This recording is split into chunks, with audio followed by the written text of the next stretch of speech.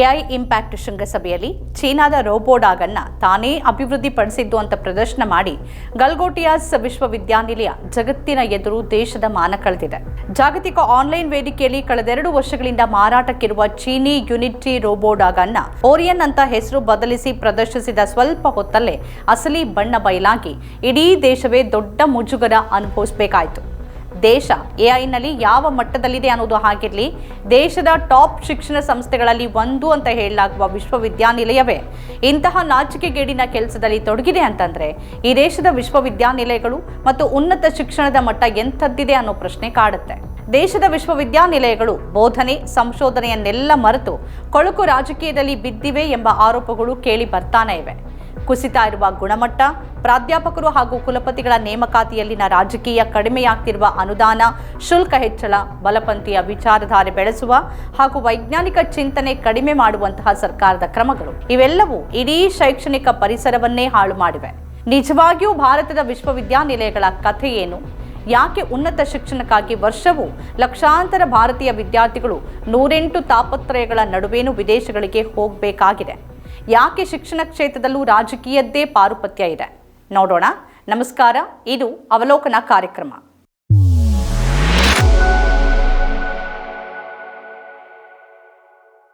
ಒಂದು ಕಾಲದಲ್ಲಿ ಬೌದ್ಧಿಕ ಶಕ್ತಿ ಮತ್ತು ಜ್ಞಾನಕ್ಕೆ ನೀಡಿದ ಕೊಡುಗೆಗಳಿಗೆ ಹೆಸರುವಾಸಿಯಾಗಿದ್ದ ಭಾರತದ ಉನ್ನತ ಶಿಕ್ಷಣ ಇಂದು ಸ್ವಜನ ಪಕ್ಷಪಾತ, ಭ್ರಷ್ಟಾಚಾರ, ಸರ್ಕಾರದ ಅತಿಯಾದ ಹಸ್ತಕ್ಷೇಪ ಮತ್ತು ಕಳಪೆ ಹಣಕಾಸಿನ ಕಾರಣದಿಂದಾಗಿ ತೀವ್ರ ಕುಸಿತ ಕಂಡಿದೆ. ಇಂದು ಇಡೀ ಉನ್ನತ ಶಿಕ್ಷಣ ವ್ಯವಸ್ಥೆ ದಿಕ್ಕಿಲ್ಲದಂತಾಗಿದ್ದು ಸಾಮಾಜಿಕ, ಆರ್ಥಿಕ ಮತ್ತು ರಾಜಕೀಯ ಸವಾಲುಗಳಿಗೆ ಸ್ಪಂದಿಸೋಕೆ ಸಾಧ್ಯ ಆಗ್ತಾ ಇಲ್ಲ. 40-50 ವರ್ಷಗಳ ಹಿಂದೆ ಭಾರತಕ್ಕಿಂತ ಹಿಂದುಳಿದಿದ್ದ ದೇಶಗಳು ವೇಗವಾಗಿ ಮುಂದುವರೆದಿರುವಾಗ ನಾವೆಲ್ಲಿದ್ದೀವಿ? ಹಿಂದೆ ವೈಭವಯುತವಾಗಿದ್ದ ಭಾರತೀಯ ವಿಶ್ವವಿದ್ಯಾನಿಲಯಗಳು ಯಾಕಿಂತಹ ಭೀಕರ ಮಟ್ಟಕ್ಕೆ ಕುಸಿತಿವೆ? ಈ ಶೋಚನೀಯ ಸ್ಥಿತಿಗೆ ಹಲವು ಕಾರಣಗಳಿವೆ. ಹಿಂದೆ ಶಿಕ್ಷಣವನ್ನ ಒಂದು ಉದಾತ್ತ ವೃತ್ತಿ ಅಂತ ಪರಿಗಣಿಸಲಾಗಿತ್ತು. ಆಗ ಶಿಕ್ಷಕರು ತಮ್ಮ ಧ್ಯೇಯಕ್ಕೆ ಮೀಸಲಾಗಿತ್ತು. ವಿಶ್ವವಿದ್ಯಾನಿಲಯಗಳು ತಮ್ಮ ಸ್ವಾಯತ್ತತೆ, ರಾಜ್ಯ ನಿಧಿ ಮತ್ತು ಗೌರವದ ಸ್ಥಾನವನ್ನ ಹೊಸ ಶೈಕ್ಷಣಿಕ ಎತ್ತರವನ್ನು ತಲುಪೋಕೆ ಬಳಸಿಕೊಂಡ್ವು. ಯಾವಾಗಲೂ ಅರ್ಹತೆಯನ್ನು ಉತ್ತೇಜಿಸುವ ಮತ್ತು ಅತ್ಯಂತ ಪ್ರತಿಭಾನ್ವಿತ ಪ್ರಾಧ್ಯಾಪಕರನ್ನ ನೇಮಿಸಿಕೊಳ್ಳುವ ಕಾಲ ಒಂದಿತ್ತು. ಅದರಿಂದಾಗಿ ವಿಶ್ವವಿದ್ಯಾನಿಲಯಗಳು ಜ್ಞಾನದ ಪ್ರತಿಯೊಂದು ಕ್ಷೇತ್ರದಲ್ಲೂ ಶ್ರೇಷ್ಠತೆಯನ್ನ ಸಾಧಿಸಿದ್ವು. ಕ್ರಮೇಣ ಅರ್ಹತೆಯ ಜಾಗದಲ್ಲಿ ಸ್ವಜನ ಪಕ್ಷಪಾತ ಬಂತು. ಅಧ್ಯಾಪಕರು ಮತ್ತು ಆಡಳಿತಗಾರರು ತಮ್ಮ ಸ್ಥಾನಗಳನ್ನು ತಮ್ಮ ಕುಟುಂಬಗಳ ಲಾಭಕ್ಕೆ ಬಳಸಿಕೊಂಡ್ರು. ಕೌಟುಂಬಿಕ ಬಂಧಗಳ ಆಧಾರದ ಮೇಲೆ ಅಧ್ಯಾಪಕರ ಆಯ್ಕೆ, ಮೂಲಸೌಕರ್ಯ ಅನುದಾನಗಳ ದುರುಪಯೋಗ, ಸಂಶೋಧನಾ ವಿದ್ವಾಂಸರ ಕಿರುಕುಳ ಮತ್ತು ಇತರ ಅನೇಕ ಶೈಕ್ಷಣಿಕ ಮತ್ತು ಆಡಳಿತಾತ್ಮಕ ಅಚಾತುರ್ಯದಿಂದ ಭ್ರಷ್ಟಾಚಾರದ ಆರೋಪಗಳು ಹೆಚ್ಚಾದವು. ಮೂಲಸೌಕರ್ಯದ ಕೊರತೆ, ಹಳತಾದ ಪಠ್ಯಕ್ರಮ ಮತ್ತು ಅಧ್ಯಾಪಕರ ಕೊರತೆಯಿಂದಾಗಿ ಭಾರತದಲ್ಲಿ ಉನ್ನತ ಶಿಕ್ಷಣದ ಗುಣಮಟ್ಟ ಕುಸಿದಿದೆ. ಕೌಶಲ್ಯ ಮತ್ತು ಉದ್ಯೋಗದ ನಡುವಿನ ಹೊಂದಾಣಿಕೆ ಇಲ್ಲದೆ ಪದವೀಧರರು ನಿರುದ್ಯೋಗಿಗಳಾಗ್ತಿದ್ದಾರೆ. ಹಳತಾದ ಪಠ್ಯಕ್ರಮ ಮತ್ತು ಬೋಧನಾ ವಿಧಾನಗಳನ್ನು ನವೀಕರಿಸದೇ ಇದ್ದುದು ಕೂಡ ಮತ್ತೊಂದು ಕಾರಣ. ವಿಶ್ವವಿದ್ಯಾನಿಲಯಗಳ ಪಠ್ಯಕ್ರಮ ಇಂದಿನ ಅಗತ್ಯಗಳಿಗೆ ತಕ್ಕಂತೆ ನವೀಕರಿಸಲ್ಪಟ್ಟಿಲ್ಲ. ಇದು ಪ್ರಾಯೋಗಿಕ ಜ್ಞಾನದ ಕೊರತೆಗೆ ಕಾರಣ ಆಗ್ತಿದೆ. ಸರ್ಕಾರ ಉನ್ನತ ಶಿಕ್ಷಣ ಸಂಸ್ಥೆಗಳನ್ನು ನಿಯಂತ್ರಣ ಮಾಡೋಕೆ ಇದೆಲ್ಲವನ್ನು ನೆಪವಾಗಿ ಬಳಸಿತು ಮತ್ತು ಸರ್ಕಾರ ಪರಿಸ್ಥಿತಿಯನ್ನ ಮತ್ತಷ್ಟು ಹದಗೆಡಿಸಿತು. ಗುಣಮಟ್ಟದ ಕಡೆಗಣನೆ. ನೇಮಕಾತಿ ಹೊತ್ತಲ್ಲಿ ಶೈಕ್ಷಣಿಕ ಸಂಸ್ಥೆಗಳು ಸಾಮಾನ್ಯವಾಗಿ ಗುಣಮಟ್ಟಕ್ಕೆ ಒತ್ತು ನೀಡೋದನ್ನ ಮರೆಯುತ್ತೆ. ನೇಮಕಾತಿಗಾಗಿ ಕಟ್ಟುನಿಟ್ಟಿನ ಮಾನದಂಡಗಳನ್ನ ಕೆಲವೊಮ್ಮೆ ರಾಜಿ ಮಾಡಿಕೊಳ್ಳಲಾಗುತ್ತೆ. ಉನ್ನತ ಮಟ್ಟದ ಹುದ್ದೆಗಳಿಗೆ ಬಡ್ತಿಗಳನ್ನ ನೀಡುವಾಗಲೂ ಕೂಡ ಇದೇ ತರದ ಸಡಿಲಿಕೆ ಇರುತ್ತೆ. ಶೈಕ್ಷಣಿಕ ಸಂಸ್ಥೆಗಳಲ್ಲಿ ಅಧ್ಯಾಪಕರ ಪ್ರಾಥಮಿಕ ಗಮನ ಸಂಶೋಧನೆ ಮತ್ತು ಬೋಧನೆಯ ಕುರಿತ ಹೊಣೆಯ ಮೇಲೆ ಇರಬೇಕು ಅನ್ನೋದನ್ನ ಕಡೆಗಣಿಸಲಾಗುತ್ತೆ. ಸಂಶೋಧನೆ ಮತ್ತು ಅಭಿವೃದ್ಧಿ ಹೂಡಿಕೆಯ ಕೊರತೆ. ಭಾರತದ ಸಂಶೋಧನೆ ಮತ್ತು ಅಭಿವೃದ್ಧಿ ವೆಚ್ಚ ಜಿಡಿಪಿಯ 0.7% ಕಡಿಮೆ ಇದೆ. ಇದು R&D ಹೂಡಿಕೆಯಲ್ಲಿ ಅಗ್ರ 150 ದೇಶಗಳ ಪಟ್ಟಿಯಿಂದ ಭಾರತ ಹೊರಗಿರೋದಕ್ಕೆ ಕಾರಣ ಆಗಿದೆ. ಇದಕ್ಕೆ ವ್ಯತಿರಿಕ್ತವಾಗಿ US 3.5, ಜರ್ಮನಿ 3.1 ಮತ್ತು ಇಸ್ರೇಲ್ 5.5% R&Dಗೆ ಮೀಸಲಿಡುತ್ತಿದೆ. ಕ್ಯೂಬಾ 11.5 ಮತ್ತು ಓಮನ್ 6.8% ಹಣವನ್ನು ಖರ್ಚು ಮಾಡುತ್ತೆ. ಅನ್ವಯಿಕ ವಿಜ್ಞಾನಗಳು ಮತ್ತು ತಂತ್ರಜ್ಞಾನ ಅಭಿವೃದ್ಧಿಗೆ ಅಡಿಪಾಯವಾಗುವ ಮೂಲಭೂತ ಸಂಶೋಧನೆಗೆ ಸಾಕಷ್ಟು ಹಣ ಅಗತ್ಯ. ಅದಕ್ಕಾಗಿಯೇ ಮೂಲಭೂತ ಸಂಶೋಧನಾ ಪ್ರಯೋಗಾಲಯಗಳನ್ನು ಬಲಪಡಿಸುವುದು ಕೂಡ ಅತ್ಯಗತ್ಯ. ಗುಣಮಟ್ಟದ ಉನ್ನತ ಶಿಕ್ಷಣಕ್ಕೆ ಸೀಮಿತ ಪ್ರವೇಶ. ಸಣ್ಣ ಪಟ್ಟಣಗಳು ಮತ್ತು ಇತರ ಅಂಚಿನಲ್ಲಿರುವ ಸಮುದಾಯಗಳಿಗೆ ಗುಣಮಟ್ಟದ ಶಿಕ್ಷಣ ನಿಲುಕದ ಸ್ಥಿತಿ ಇದೆ. ಭಾರತದಲ್ಲಿ ಸಾವಿರಾರು ಕಾಲೇಜುಗಳು ಮತ್ತು ವಿಶ್ವವಿದ್ಯಾನಿಲಯಗಳು ಇದೆಯಾದರೂ ಕೂಡ ಉನ್ನತ ಸಂಸ್ಥೆಗಳು ನಗರಗಳಲ್ಲಿವೆ. ಇದರಿಂದಾಗಿ ಅನೇಕರು ವಲಸೆ ಹೋಗಬೇಕಾಗತ್ತೆ. ಇದು ಅವರ ಹಣಕಾಸಿನ ಮೇಲೆ ಒತ್ತಡವನ್ನು ಉಂಟು ಮಾಡುತ್ತೆ ಅಥವಾ ಕಡಿಮೆ ಗುಣಮಟ್ಟದ ಶಿಕ್ಷಣಕ್ಕೆ ತೃಪ್ತಿ ಪಟ್ಕೊಳ್ಬೇಕಾದ ಅನಿವಾರ್ಯತೆಗೆ ಅವರನ್ನ ತಳ್ಳುತ್ತೆ. ಇದು ಅವಕಾಶಗಳನ್ನ ಹೊಂದಿರೋರು ಮತ್ತು ಇಲ್ಲದವರ ನಡುವಿನ ಅಂತರವನ್ನು ಹೆಚ್ಚಿಸುತ್ತೆ. ಪ್ರವೇಶದಲ್ಲಿ ಅಸಮಾನತೆ, ಗ್ರಾಮೀಣ ಪ್ರವೇಶ, ಕೆಳಜಾತಿಯ ಹಿನ್ನೆಲೆ, ಅಲ್ಪಸಂಖ್ಯಾತ ಸಮುದಾಯಗಳು ಮತ್ತು ಅಂಚಿನಲ್ಲಿರುವ ವಿದ್ಯಾರ್ಥಿಗಳು ಗುಣಮಟ್ಟದ ಶಿಕ್ಷಣಕ್ಕೆ ಪ್ರವೇಶ ಪಡೆಯೋಕೆ ಬಂದಾಗ ಹಲವಾರು ಸವಾಲುಗಳನ್ನು ಎದುರಿಸ್ತಾರೆ. ಸಾಮಾಜಿಕ ಆರ್ಥಿಕ ಅಡೆತಡೆಗಳು, ಸಾಮಾಜಿಕ ಸಾಂಸ್ಕೃತಿಕ ಸವಾಲುಗಳು ಎದುರಾಗುತ್ತೆ. ಉನ್ನತ ಶಿಕ್ಷಣದಲ್ಲಿ ಅಭಿವೃದ್ಧಿ ಹೊಂದೋಕೆ ಅಗತ್ಯವಾದ ಬೆಂಬಲ ವ್ಯವಸ್ಥೆಗಳು ಸಾಕಷ್ಟಿಲ್ಲ. ದೇಶದಲ್ಲಿ ಇಂತಹ ಸಮಸ್ಯೆ ವ್ಯಾಪಕವಾಗಿರೋದ್ರಿಂದ ಶಿಕ್ಷಣ ಸಮಾನತೆಯ ಕನಸು ಇನ್ನೂ ದೂರವೇ ಉಳಿದಿದೆ. ಭಾರೀ ಶುಲ್ಕ, ಖಾಸಗಿ ಕಾಲೇಜುಗಳು ಎಂಜಿನಿಯರಿಂಗ್, ವೈದ್ಯಕೀಯ ಮತ್ತು ನಿರ್ವಹಣೆಯಂತಹ ಕ್ಷೇತ್ರಗಳಲ್ಲಿ ಅತ್ಯಂತ ಹೆಚ್ಚಿನ ಶುಲ್ಕವನ್ನು ವಿಧಿಸುತ್ತೆ. ಇದು ಸುಸ್ಥಿರ ಶಿಕ್ಷಣವನ್ನ ದೀರ್ಘಕಾಲದ ಹೋರಾಟವನ್ನ ಆಗಿಸ್ಬಿಡತ್ತೆ. ಅನೇಕ ಕುಟುಂಬಗಳು ಸಾಲದ ಭಾರವನ್ನ ಹೊರಬೇಕಾಗತ್ತೆ ಅಥವಾ ತಮ್ಮ ಉಳಿತಾಯವನ್ನೆಲ್ಲ ಉನ್ನತ ಶಿಕ್ಷಣಕ್ಕಾಗಿ ಸುರಿಬೇಕಾಗತ್ತೆ. ಆದರೆ ಹಾಗೆ ಸುರಿದ ಹಣ ಭವಿಷ್ಯದಲ್ಲಿ ಉದ್ಯೋಗದ ರೂಪದಲ್ಲಿ ಮರಳಿ ಬರುವ ಯಾವುದೇ ಖಾತ್ರಿನೂ ಇರೋದಿಲ್ಲ. ಇದು ಅನೇಕ ಅರ್ಹ ವಿದ್ಯಾರ್ಥಿಗಳು ತಮ್ಮ ಕಾಲೇಜು ಶಿಕ್ಷಣವನ್ನ ಮುಂದುವರಿಯೋದನ್ನ ತಡೆಯುತ್ತೆ. ಮೂಲಭೂತ ವಿಜ್ಞಾನಗಳ ಮೇಲೆ ಕಡಿಮೆ ಗಮನ. ಮೂಲಭೂತ ವಿಜ್ಞಾನಗಳಲ್ಲಿ ಬಲವಾದ ಮೂಲಭೂತ ಸಂಶೋಧನೆ ಇಲ್ಲದೆ ಅನ್ವಯಿಕ ಸಂಶೋಧನೆಗಳು ಪ್ರಗತಿ ಸಾಧಿಸೋದಕ್ಕೆ ಸಾಧ್ಯ ಇಲ್ಲ. ಸಂಶೋಧನೆ ಬೆಳೆಸೋದಕ್ಕೆ ಅನ್ವಯಿಕ ವಿಜ್ಞಾನಗಳ ಜೊತೆಗೆ ಮೂಲಭೂತ ಸಂಶೋಧನೆಗೆ ಆದ್ಯತೆಯನ್ನ ನೀಡಬೇಕಿರುತ್ತೆ. ಸೌಲಭ್ಯಗಳ ಕೊರತೆ. ಕಳೆದ 4 ರಿಂದ 5 ದಶಕಗಳಲ್ಲಿ ಸುಸಜ್ಜಿತ ಪ್ರಯೋಗಾಲಯಗಳ ಕೊರತೆ ಕಾಡ್ತಿದೆ. ಗ್ರಂಥಾಲಯಗಳ ಸ್ಥಿತಿಯೂ ಅಷ್ಟೇ ಕಳವಳಕಾರಿಯಾಗಿದೆ. ಗ್ರಂಥಾಲಯ, ಪ್ರಯೋಗಾಲಯಗಳು ಮತ್ತು ಡಿಜಿಟಲ್ ಸೌಲಭ್ಯಗಳ ಕೊರತೆ ಇದೆ. ಇದಲ್ಲದೆ ಅಧ್ಯಾಪಕರ ಕೊರತೆ ದೊಡ್ಡ ಸವಾಲಾಗಿದೆ. ಅನೇಕ ಕಾಲೇಜುಗಳಲ್ಲಿ ಅಧ್ಯಾಪಕರ ಸಂಖ್ಯೆ ಅಗತ್ಯ ಮಟ್ಟಕ್ಕಿಂತ ಗಣನೀಯವಾಗಿ ಕೆಳಗಿದ್ದು ಬೋಧನೆ ಮತ್ತು ಮಾರ್ಗದರ್ಶನದ ಗುಣಮಟ್ಟ ಕ್ಷೀಣಿಸುವಂತಾಗಿದೆ. ಅರ್ಹ ಬೋಧಕರ ಕೊರತೆ ಮತ್ತು ವಿದ್ಯಾರ್ಥಿ ಬೋಧಕ ಅನುಪಾತದಲ್ಲಿನ ಅಸಮತೋಲನ ಬೋಧನೆಯ ಗುಣಮಟ್ಟ ಕುಸಿಯೋಕೆ ಕಾರಣ ಆಗಿದೆ. ಧನ ಸಹಾಯ ಸಾಕಷ್ಟು ಇಲ್ಲದೆ ಇರೋದು ಮತ್ತು ಸಂಶೋಧನಾ ವ್ಯವಸ್ಥೆಯ ಕೊರತೆಯಿಂದಾಗಿ ಸಂಶೋಧನೆಯಲ್ಲಿ ದೇಶ ಹಿಂದುಳಿದಿದೆ. ಸೀಮಿತ ಸಾಂಸ್ಥಿಕ ಸ್ವಾಯತ್ತತೆ. ವಿಶ್ವವಿದ್ಯಾನಿಲಯಗಳು ಮತ್ತು ಸಂಶೋಧನಾ ಸಂಸ್ಥೆಗಳಿಗೆ ಹೆಚ್ಚಿನ ಶೈಕ್ಷಣಿಕ ಮತ್ತು ಆಡಳಿತಾತ್ಮಕ ಸ್ವಾಯತ್ತತೆ ನೀಡುವುದು ಅಗತ್ಯ. ಅದರಿಂದ ಉದಯೋನ್ಮುಖ ಸಂಶೋಧನಾ ಅಗತ್ಯಗಳಿಗೆ ತ್ವರಿತವಾಗಿ ಪ್ರತಿಕ್ರಿಯಿಸೋದಕ್ಕೆ ಸಾಧ್ಯ ಆಗುತ್ತೆ. ಉನ್ನತ ಶಿಕ್ಷಣದ ರಾಜಕೀಕರಣ ಅತಿದೊಡ್ಡ ಸವಾಲು. ಭಾರತೀಯ ವಿಜ್ಞಾನ ಸಂಸ್ಥೆ, ಭಾರತೀಯ ತಂತ್ರಜ್ಞಾನ ಸಂಸ್ಥೆ ಮತ್ತು ಭಾರತೀಯ ನಿರ್ವಹಣಾ ಸಂಸ್ಥೆಗಳಂತಹ ಕೆಲ ಉನ್ನತ ಶಿಕ್ಷಣ ಸಂಸ್ಥೆಗಳು ಮಾತ್ರವಲ್ಲ, ವಿಶ್ವವಿದ್ಯಾನಿಲಯಗಳು ಕೂಡ ಸರ್ಕಾರದ ಅತಿಕ್ರಮಣದ ಪರಿಣಾಮವಾಗಿ ತಮ್ಮ ದೃಷ್ಟಿಕೋನ, ಧ್ಯೇಯ ಎರಡನ್ನೂ ಕಳೆದುಕೊಂಡಿವೆ. ಅವು ಅಧಿಕಾರದಲ್ಲಿರುವ ಸರ್ಕಾರದ ನೀತಿಗಳು ಮತ್ತು ರಾಜಕೀಯವನ್ನ ಎತ್ತಿ ಹಿಡಿಯುವ ಮಟ್ಟಕ್ಕಿಳಿದಿವೆ. ಸರ್ಕಾರಗಳು ಸೈದ್ಧಾಂತಿಕ ಮಿತ್ರರನ್ನ ಕುಲಪತಿಗಳು ಮತ್ತು ನಿರ್ದೇಶಕರನ್ನಾಗಿ ನೇಮಿಸುತ್ತೆ. ಅಧ್ಯಾಪಕರ ನೇಮಕಾತಿಯಲ್ಲೂ ಸರ್ಕಾರಗಳು ಮೂಗು ತೂರಿಸುತ್ತೆ. ಪಠ್ಯಕ್ರಮದಲ್ಲೂ ಕೈ ಆಡಿಸುತ್ತೆ. ಮೋದಿ ಆಡಳಿತದ 11 ವರ್ಷಗಳಲ್ಲಿ ಭಾರತದ ಅನೇಕ ವಿಶ್ವವಿದ್ಯಾನಿಲಯಗಳ ಸ್ವಾಯತ್ತತೆ ಹೊರಟು ಹೋಗಿದೆ. ವಾಕ್ ಸ್ವಾತಂತ್ರ್ಯ ಇಲ್ಲವಾಗಿದೆ. ಖಾಸಗಿ ವಿಶ್ವವಿದ್ಯಾನಿಲಯಗಳಲ್ಲೂ ಒಬ್ಬ ಪ್ರಾಧ್ಯಾಪಕ ಸರ್ಕಾರಕ್ಕೆ ಇಷ್ಟವಾಗದ ಹಾಗೆ ಏನನ್ನಾದ್ರೂ ಹೇಳಿದ್ರೆ ಅವರನ್ನ ತೆಗೆದುಹಾಕಲಾಗುತ್ತೆ. ಪ್ರತಿಭಾ ಪಲಾಯನ. ನಮ್ಮ ದೇಶಕ್ಕೆ ಪ್ರತಿಭಾ ಪಲಾಯನ ಮತ್ತೊಂದು ಪ್ರಮುಖ ಸವಾಲಾಗಿದೆ. ಭಾರತದಲ್ಲಿನ ಅತ್ಯುತ್ತಮ ಪ್ರತಿಭೆಗಳು ಉತ್ತಮ ಶೈಕ್ಷಣಿಕ ಅವಕಾಶಗಳಿಗಾಗಿ ವಿದೇಶಿ ವಿಶ್ವವಿದ್ಯಾನಿಲಯಗಳಿಗೆ ಹೋಗ್ತಾರೆ. ಪ್ರತಿ ವರ್ಷ ಲಕ್ಷಾಂತರ ಭಾರತೀಯ ವಿದ್ಯಾರ್ಥಿಗಳು ವಿದೇಶದಲ್ಲಿ ಹೆಚ್ಚಿನ ಅಧ್ಯಯನಕ್ಕಾಗಿ ಹೊರಡ್ತಾರೆ. ಅವರಲ್ಲಿ ಹಲವರು ಭಾರತಕ್ಕೆ ಹಿಂತಿರುಗೋದಿಲ್ಲ. ಗಮನಾರ್ಹವಾದ ಉನ್ನತ ಮಟ್ಟದ ಬೌದ್ಧಿಕ ಕೌಶಲ್ಯಗಳ ಉಪಯೋಗ ಪ್ರತಿಭಾ ಪಲಾಯನದಿಂದಾಗಿ ಈ ದೇಶ ಪಾಲಿಗೆ ತಪ್ಪತ್ತೆ. ಭಾರತೀಯ ವಿದ್ಯಾರ್ಥಿಗಳು ಮೊದಲು ಸ್ನಾತಕೋತ್ತರ ಪದವಿಗಳಿಗಾಗಿ ವಿದೇಶಗಳಿಗೆ ಹೋಗ್ತಿದ್ರು.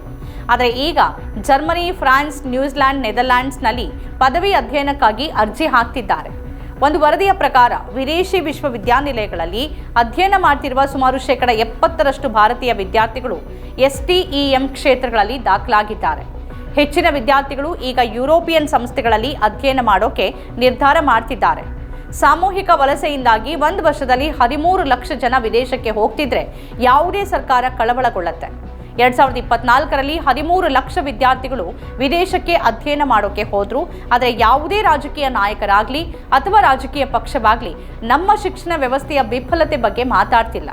ನಮ್ಮ ಶಿಕ್ಷಣ ವ್ಯವಸ್ಥೆ ಸರಿ ಇಲ್ಲದೆ ಇದ್ದದ್ರಿಂದಾನೇ ಹೆಚ್ಚಿನ ವಿದ್ಯಾರ್ಥಿಗಳು ಹೊರಗೆ ಹೋಗ್ತಿದ್ದಾರೆ ಅಂತ ಒಪ್ಪೋದಕ್ಕೆ ಅವರು ತಯಾರಿಲ್ಲ. ಭಾರತೀಯ ವಿಶ್ವವಿದ್ಯಾನಿಲಯಗಳಲ್ಲಿ ಸಂಶೋಧನೆ ಮತ್ತು ಬೋಧನೆಯ ಗುಣಮಟ್ಟದಲ್ಲಿ ಆತಂಕಕಾರಿ ಕುಸಿತ ಇದೆ. ಸ್ವಾತಂತ್ರ್ಯದ ನಂತರದ ದಶಕಗಳಲ್ಲಿ ದೇಶ ಶುದ್ಧ ಮತ್ತು ಅನ್ವಯಿಕ ವಿಜ್ಞಾನಗಳೆರಡರಲ್ಲೂ ಗಮನಾರ್ಹ ಪ್ರಗತಿಯನ್ನು ಸಾಧಿಸಿತು. ಕೃಷಿ, ಆಹಾರ ತಂತ್ರಜ್ಞಾನ ಮತ್ತು ಬಾಹ್ಯಾಕಾಶ ವಿಜ್ಞಾನದಂತಹ ಕ್ಷೇತ್ರಗಳನ್ನು ಪರಿವರ್ತಿಸಿತು. ವೈಚಾರಿಕತೆ, ಮುಕ್ತ ಚಿಂತನೆ ಮತ್ತು ವೈಜ್ಞಾನಿಕ ಮನೋಧರ್ಮ ಅಂತಹ ವ್ಯವಸ್ಥೆಯ ಸೃಷ್ಟಿಗೆ ಕಾರಣ ಆಗಿತ್ತು. ಜ್ಞಾನದ ಪ್ರತಿಯೊಂದು ಕ್ಷೇತ್ರದಲ್ಲೂ ಸಂಶೋಧನೆಗೆ ಪೂರಕ ವಾತಾವರಣ ಸಾಧ್ಯವಾಗಿತ್ತು. ಈಗ ಗಮನಾರ್ಹ ಅಡಿಪಾಯದ ಹೊರತಾಗಿಯೂ ಭಾರತದಲ್ಲಿ ಸಂಶೋಧನೆ ಮತ್ತು ನಾವೀನ್ಯತೆಯ ಗುಣಮಟ್ಟ ಕಳೆದ 2-3 ದಶಕಗಳಲ್ಲಿ ಸ್ಥಗಿತಗೊಂಡಿದೆ. ಜಾಗತಿಕವಾಗಿ ಶೈಕ್ಷಣಿಕ ಪ್ರಭಾವವನ್ನು ನಿರ್ಣಯಿಸುವ ಸ್ಕಿಮಾಗೋ ಜರ್ನಲ್ ಅಂಡ್ ಕಂಟ್ರಿ ರ್ಯಾಂಕ್ ಅಂದರೆ SJR ಪ್ರಕಾರ ವಿಜ್ಞಾನ, ಜೀವವಿಜ್ಞಾನ, ಎಂಜಿನಿಯರಿಂಗ್, ಮಾನವಿಕ ಮತ್ತು ಸಾಮಾಜಿಕ ವಿಜ್ಞಾನ ಸೇರಿದಂತೆ ಎಲ್ಲ ವಿಷಯ ಕ್ಷೇತ್ರಗಳಲ್ಲಿ ಭಾರತ ಟಾಪ್ 100 ದೇಶಗಳ ಪಟ್ಟಿಯಿಂದ ಹೊರಗಿದೆ. ಭಾರತೀಯ ಸಂಶೋಧನೆಯನ್ನ ಉಲ್ಲೇಖಿಸಲಾಗುವ ಮಟ್ಟ ಕಡಿಮೆ ಇದೆ. ಅದು ಪ್ರತಿ ಸಂಶೋಧನಾ ಪ್ರಬಂಧಕ್ಕೆ ಸರಾಸರಿ 12.7 ಉಲ್ಲೇಖಗಳನ್ನು ಮಾತ್ರ ಹೊಂದಿದೆ. ಆದರೆ ಅಮೆರಿಕ, ಕೆನಡಾ ಮತ್ತು ಯುರೋಪಿನ ಹಲವಾರು ದೇಶಗಳ ಸಂಶೋಧನೆಗಳ ಉಲ್ಲೇಖ ಪ್ರತಿ ಪ್ರಬಂಧಕ್ಕೆ 25ರಿಂದ 30ಕ್ಕೂ ಹೆಚ್ಚಿರುತ್ತೆ. ಸೌದಿ ಅರೇಬಿಯಾ 17.6 ಉಲ್ಲೇಖಗಳನ್ನು ಹೊಂದಿದೆ. ನೇಪಾಳ 15.2 ಉಲ್ಲೇಖಗಳನ್ನು ಹೊಂದಿದೆ. ಓಮನ್ 15.1 ಮತ್ತು ಬಾಂಗ್ಲಾದೇಶ 14.5 ಉಲ್ಲೇಖಗಳನ್ನು ಹೊಂದಿವೆ. ಹೀಗೆ ಏಷ್ಯಾದ ಹಲವಾರು ದೇಶಗಳ ಸಂಶೋಧಕರು ಉಲ್ಲೇಖದ ಪ್ರಭಾವದಲ್ಲಿ ಭಾರತವನ್ನು ಮೀರಿಸಿದ್ದಾರೆ. ವೈಜ್ಞಾನಿಕ ಉತ್ಪಾದಕತೆ ಮತ್ತು ಉಲ್ಲೇಖದ ಪ್ರಭಾವವನ್ನು ಅಳೆಯುವ ಎಲ್ಲ ವಿಷಯ ಕ್ಷೇತ್ರಗಳಲ್ಲಿ ಸೂಚ್ಯಾಂಕದಲ್ಲಿ ಟಾಪ್ 20 ರಾಷ್ಟ್ರಗಳಲ್ಲಿ ಭಾರತ ಇಲ್ಲ. ಭಾರತ ಅತಿ ಹೆಚ್ಚು ಜನಸಂಖ್ಯೆಯನ್ನು ಹೊಂದಿದ್ದರೂ ಉತ್ಪಾದಿಸಲಾದ ಉಲ್ಲೇಖಿತ ದಾಖಲೆಗಳ ಸಂಖ್ಯೆ 2.7 ಮಿಲಿಯನ್. ಆದರೆ US 14 ಮಿಲಿಯನ್ ಮತ್ತು ಚೀನಾ 10 ಮಿಲಿಯನ್ ಉಲ್ಲೇಖಿತ ದಾಖಲೆಗಳನ್ನು ಹೊಂದುವ ಮೂಲಕ ತೀರಾ ಮುಂದಿವೆ. ಉನ್ನತ ಶ್ರೇಣಿಯ ಸಂಸ್ಥೆಗಳನ್ನು ಸಾಮಾನ್ಯವಾಗಿ Q1 ಅಂದರೆ ಉನ್ನತ ಕ್ವಾರ್ಟೈಲ್ ಜರ್ನಲ್ಗಳಿಗೆ ನೀಡುವ ಕೊಡುಗೆಗಳಿಂದ ಮೌಲ್ಯಮಾಪನ ಮಾಡಲಾಗುತ್ತೆ. ಇದು ಪ್ರತಿ ಕ್ಷೇತ್ರದಲ್ಲಿ ಅಗ್ರ 25% ಪ್ರತಿನಿಧಿಸುತ್ತೆ.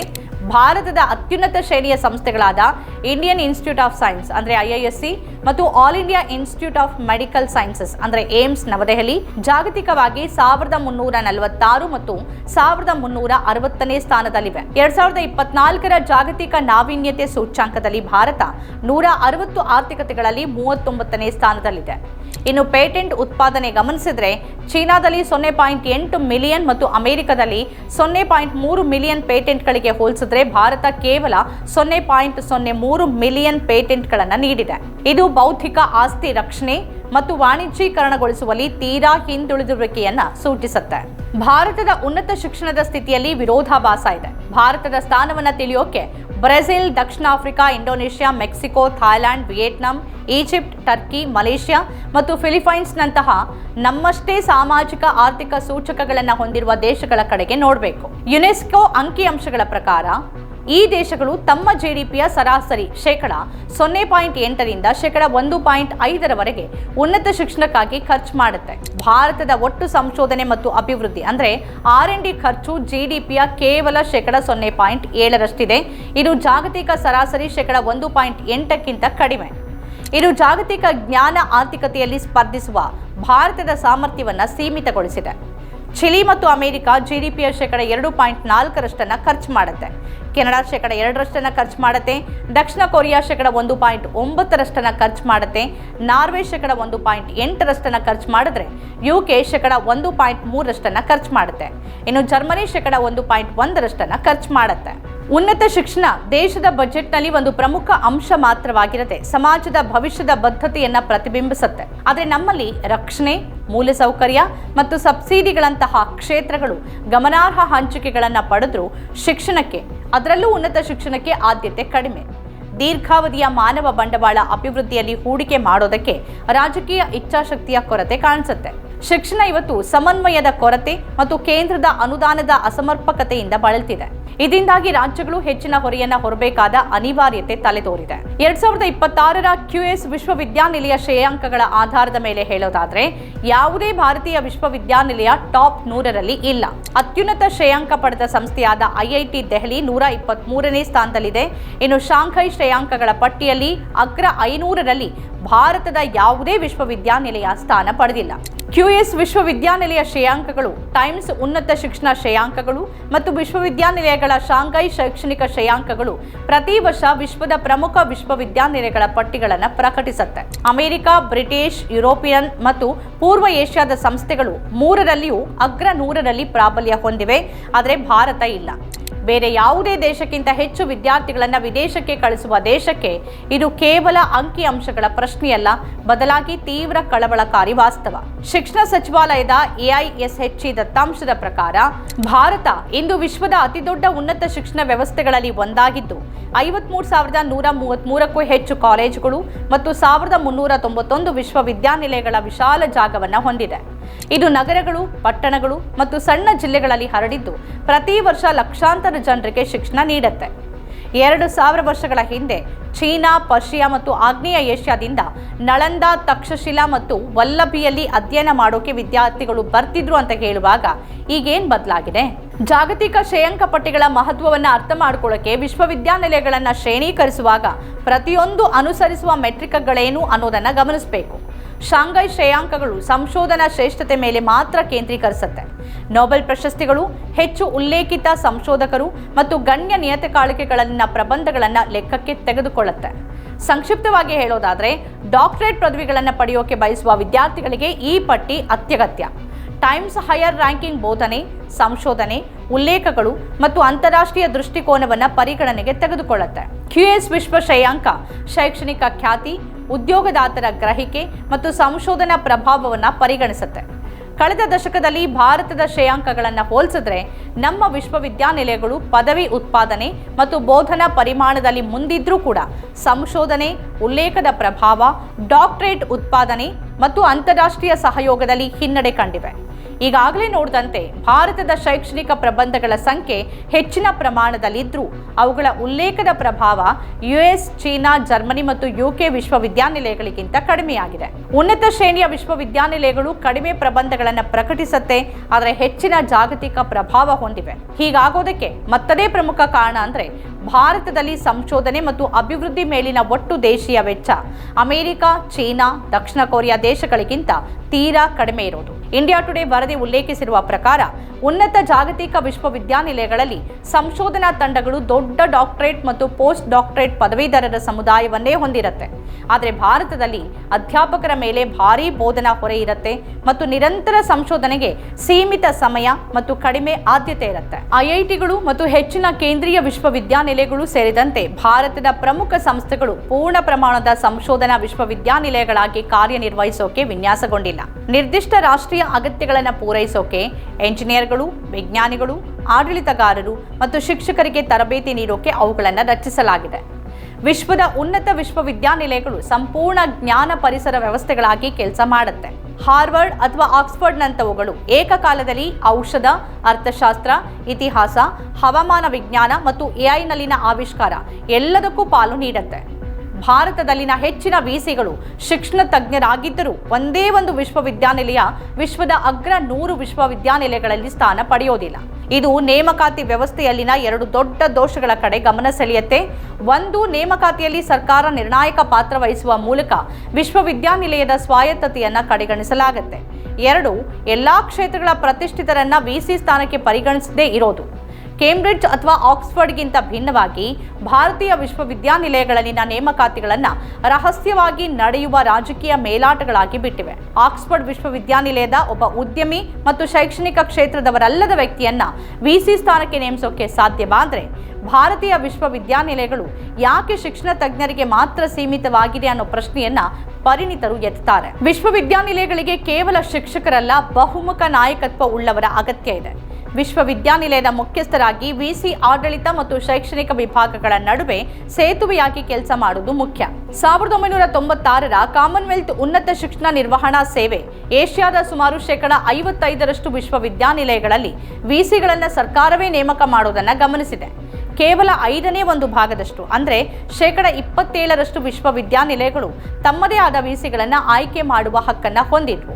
ಏಷ್ಯಾದ ದೇಶಗಳಿಗೆ ವ್ಯತಿರಿಕ್ತವಾಗಿ ಪಶ್ಚಿಮದಲ್ಲಿ ವಿಶ್ವವಿದ್ಯಾನಿಲಯಗಳಿಗೆ ತಮ್ಮ VCಗಳನ್ನು ಆಯ್ಕೆ ಮಾಡುವ ಸ್ವಾತಂತ್ರ್ಯವನ್ನು ನೀಡಲಾಗಿದೆ. ಆಫ್ರಿಕಾದ ಅನೇಕ ಸ್ಥಳಗಳಲ್ಲೂ ಕೂಡ ವಿಶ್ವವಿದ್ಯಾನಿಲಯಗಳಿಗೆ ಇದೇ ರೀತಿಯ ಸ್ವಾತಂತ್ರ್ಯ ಇದೆ. ಭಾರತದಲ್ಲಿ ವಿಶ್ವವಿದ್ಯಾನಿಲಯಗಳು ಅತಿಯಾದ ನಿಯಂತ್ರಣವನ್ನು ಎದುರಿಸುತ್ತೆ ಮತ್ತು VCಗಳನ್ನು ಆಯ್ಕೆ ಮಾಡುವ ಪೂರ್ಣ ಸ್ವಾತಂತ್ರ್ಯ ಇಲ್ಲ. ಕೇಂದ್ರೀಯ ವಿಶ್ವವಿದ್ಯಾನಿಲಯಗಳಲ್ಲಿ ಭಾರತದ ರಾಷ್ಟ್ರಪತಿಗಳು ಸರ್ಕಾರದ ಸಲಹೆಯ ಆಧಾರದ ಮೇಲೆ VCಗಳನ್ನು ನೇಮಿಸುತ್ತಾರೆ. ರಾಜ್ಯ ವಿಶ್ವವಿದ್ಯಾನಿಲಯಗಳಲ್ಲಿ ರಾಜ್ಯಪಾಲರು ರಾಜ್ಯ ಸರ್ಕಾರದ ಶಿಫಾರಸಿನಂತೆ ನೇಮಕ ಮಾಡ್ತಾರೆ. ರಾಜಕೀಯ ಆದ್ಯತೆಗಳು ಹೆಚ್ಚಾಗಿ VC ಆಯ್ಕೆ ಮೇಲೆ ಪ್ರಭಾವ ಬೀರುತ್ತೆ. ನಮ್ಮ ಉನ್ನತ ಶಿಕ್ಷಣ ವ್ಯವಸ್ಥೆಯಲ್ಲಿ ಸಾಮಾನ್ಯ ಸವಾಲೇನು ಅಂದ್ರೆ ಈ ರಾಜಕೀಯ ಹಸ್ತಕ್ಷೇಪ.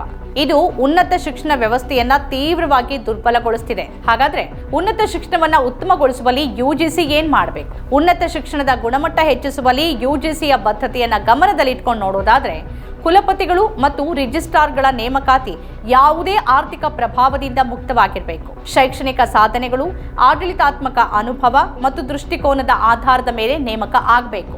ನೇಮಕಾತಿಗಳ ಹಿಂದೆ ಹಣದ ಶಕ್ತಿ ಕೆಲಸ ಮಾಡ್ತಾ ಇದ್ರೆ ಉನ್ನತ ಶಿಕ್ಷಣದಲ್ಲಿ ಗುಣಮಟ್ಟ ಅನ್ನೋದಕ್ಕೆ ಯಾವ ಅರ್ಥನೂ ಇರೋದಿಲ್ಲ. ಮತ್ತೊಂದು ಸಾಮಾನ್ಯ ಸವಾಲಾಗಿರೋದು ಅಧ್ಯಾಪಕರ ನೇಮಕಾತಿ. ಪಠ್ಯಕ್ರಮ, ವಿನ್ಯಾಸ ಮತ್ತು ಸಂಶೋಧನಾ ನಿಧಿಯಂತಹ ನಿರ್ಣಾಯಕ ಕ್ಷೇತ್ರಗಳಲ್ಲಿ ಸ್ಥಳೀಯ, ರಾಜ್ಯ ಮತ್ತು ಕೇಂದ್ರ ಮಟ್ಟದ ರಾಜಕೀಯ ಹಸ್ತಕ್ಷೇಪ ವ್ಯವಸ್ಥೆಯನ್ನ ತೀವ್ರವಾಗಿ ದುರ್ಬಲಗೊಳಿಸುತ್ತಿರುವ ಮತ್ತು ಆಳವಾಗಿ ಬೇರೂರಿರುವ ಈ ಸಮಸ್ಯೆಗಳನ್ನ ಪರಿಹರಿಸದ ಹೊರತು ಉನ್ನತ ಶಿಕ್ಷಣ ಉತ್ತಮಗೊಳ್ಳೋದಕ್ಕೆ ಸಾಧ್ಯವಿಲ್ಲ. ಸಾಕಷ್ಟು ಪ್ರಚಾರದ ನಂತರ ಸರ್ಕಾರ 2020ರ ರಾಷ್ಟ್ರೀಯ ಶಿಕ್ಷಣ ನೀತಿಯನ್ನ ಜಾರಿಗೆ ತಂತು. ಇದು ಪಠ್ಯಕ್ರಮದಲ್ಲಿ ಗೊಂದಲವನ್ನ ಸೃಷ್ಟಿ ಮಾಡಿತು ಮತ್ತು ವಿದ್ಯಾರ್ಥಿಗಳು ಮತ್ತು ಶಿಕ್ಷಣ ತಜ್ಞರ ಸಂಖ್ಯೆಯನ್ನ ಹೆಚ್ಚಿಸಿತು.